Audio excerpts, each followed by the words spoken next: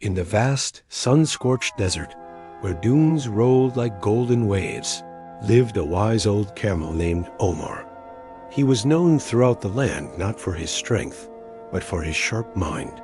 His greatest challenge, however, came in the form of a fearsome desert lion named Leo, who had a roar that could make the very sands tremble. One scorching afternoon, Omar was peacefully munching on some tough desert grass when he heard a low growl behind him. He didn't need to turn around to know who it was. Leo the lion, with his magnificent mane and hungry eyes, was stalking him. Omar's heart thumped, but he kept his composure. Panic was a luxury he couldn't afford. Well, well, Omar, Leo purred, his voice a dangerous rumble. Just the meal I was looking for. You're looking rather plump today. Omar slowly turned, his long eyelashes blinking calmly. He knew a direct confrontation was hopeless. He had to use his wit. Greetings, mighty Leo, Omar said, his voice steady. I would be honored to be a meal for the king of the desert. But I must confess, you've caught me at a rather inconvenient time. Leo tilted his head, intrigued. Inconvenient?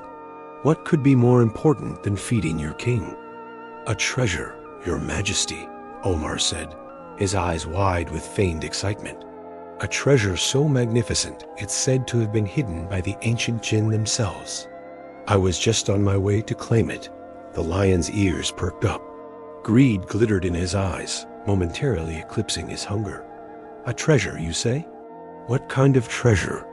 Omar leaned in, as if sharing a great secret. Gold, jewels, and something even more precious. A spring of everlasting water right here in the desert. Imagine, Leo. You would never be thirsty again. You could rule over a lush oasis instead of this barren wasteland. The image was too tempting for Leo to resist. And where is this treasure? He demanded. Ah, there's the catch, Omar sighed dramatically. It's protected by a powerful curse. It can only be found by someone of pure heart, guided by the 3 silent guardians of the desert. I was about to seek them out when you arrived. Leo scoffed. Curses and guardians? Nonsense. I am the king. I fear nothing. Take me to this treasure, Camel. If you're lying, your fate will be much worse than simply being my dinner. Omar bowed his head. As you wish, great Leo, but we must follow the clues exactly. The first guardian is the Whispering Rock, which only speaks at sunset. So, the unlikely pair set off. Omar led Leo on a long, winding journey across the desert.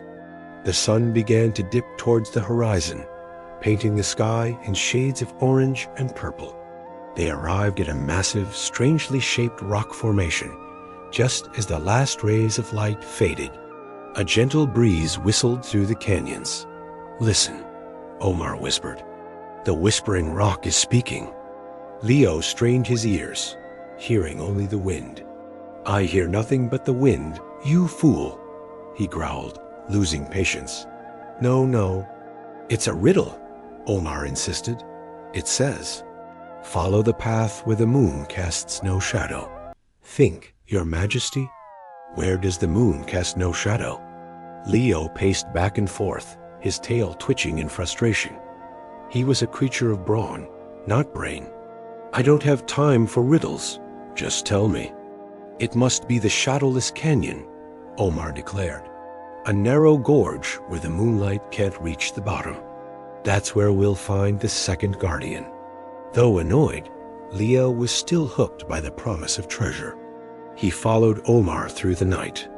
The journey was difficult, through rocky terrain and shifting sands. By the time they reached a deep, dark canyon, the moon was high in the sky. It was so deep that the bottom was shrouded in complete darkness. This is it, Omar announced. The second guardian is the echoing silence. To pass, one must make a sound that receives no echo. Leo let out a mighty roar that shook the canyon walls.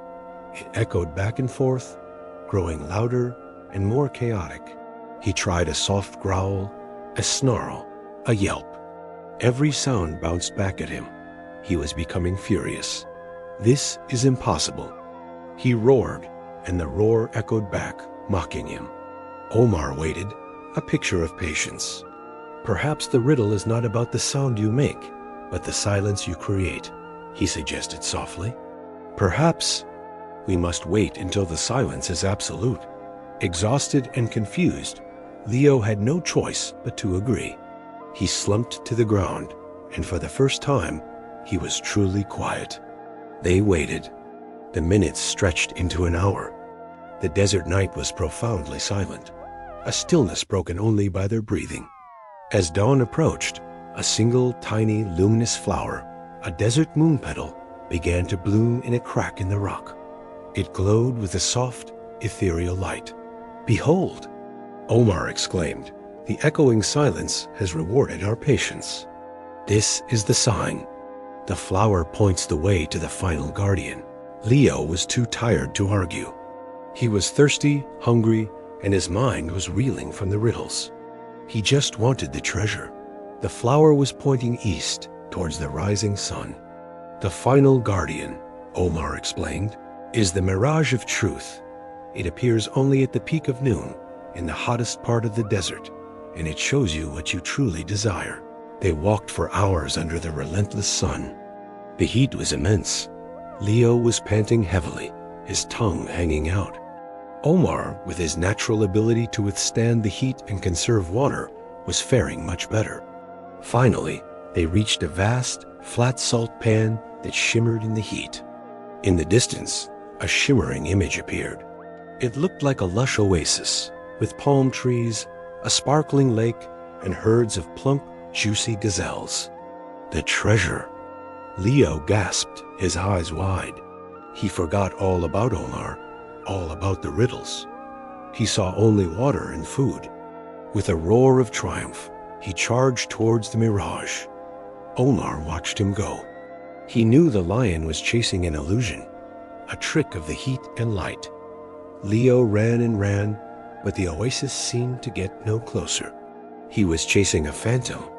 Omar turned and walked calmly in the opposite direction. He knew the lion, lost and exhausted, wouldn't be a threat for a very long time. He had used the desert itself, its sun, its wind, its illusions, as his allies. Days later, a weary, humbled, and very thirsty lion limped back to his den. He had found no gold, no jewels, and certainly no everlasting spring. He had only found more sand and an empty stomach. From that day on, Leo the lion thought twice before hunting a camel. He had learned a valuable lesson, that in the desert, the sharpest claws and loudest roar are no match for a clever mind. And Omar, the wise old camel, continued to live his life in peace, his story becoming a legend whispered on the desert wind, the tale of the camel who outsmarted the king. Thank you so much for watching. If you enjoyed this story, don't forget to like, subscribe, and hit that notification bell so you don't miss our next adventure. See you next time.